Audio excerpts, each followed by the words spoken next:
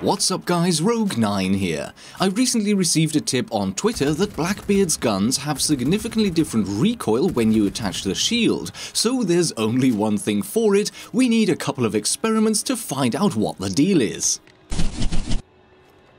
Testing was pretty straightforward. I picked a nice box to stand against on Theme Park so that I could always be a set distance away from the wall I was shooting at, around 9 meters in this case, and used both of Blackbeard's guns to fire off a couple of magazines with and without the shield attached.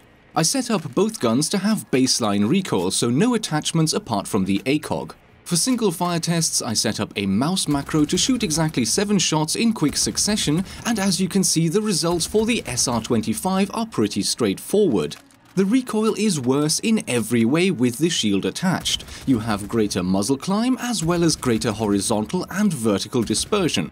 So firing the gun rapidly will be a little more challenging, but that being said, even without managing the recoil at all, and without any recoil reducing attachments, your first 3 or 4 shots will land on target if you aim center mass at a reasonable combat distance. With recoil mitigating attachments, the negative effect of the shield becomes more pronounced and it looks as if the recoil more or less doubles, but even then the actual impact on gameplay should be minimal.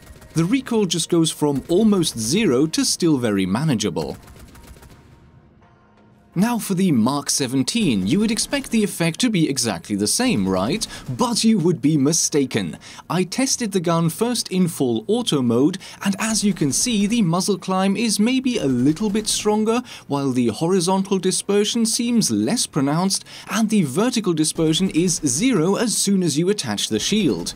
To me, the pattern with the shield attached looks odd, and that makes me believe that this might not be intended behavior. I mean, surely this cannot be by design, especially since the effect is so different from the SR25.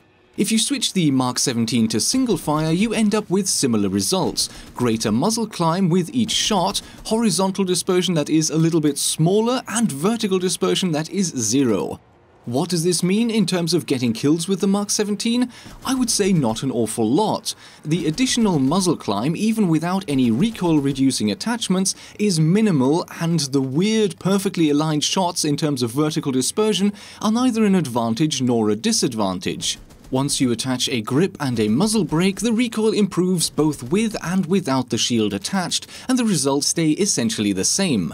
Slightly greater muzzle climb, a bit less horizontal dispersion, and zero vertical dispersion. So for me, the bottom line would be that with the SR25, be aware that your recoil will be slightly tougher to manage, although the gun stays relatively easy to handle, especially once you attach a grip and muzzle brake.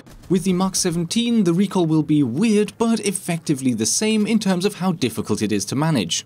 What are your thoughts on the Mark 17's recoil with shield? Intended or bug? Leave your comments below, and with that, it's already time to say goodbye, short and sweet. Thanks for watching, I hope you enjoyed the video, and I will see you in the next episode.